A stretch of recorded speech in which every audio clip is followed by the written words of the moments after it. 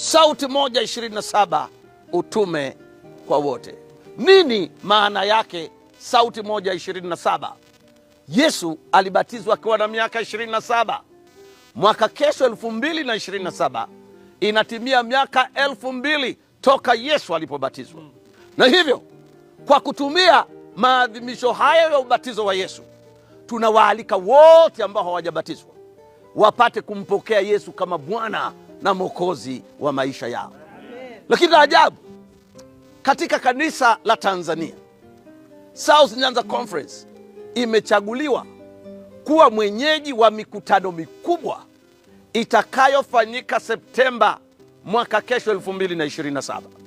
Na hivyo wote wako tayari, kuanzia mwenyekiti, katibu na mhazini, wakurugenzi, timu nzima ya ofisini na washiriki wote wanasema sauti moja 27, utume wa wote.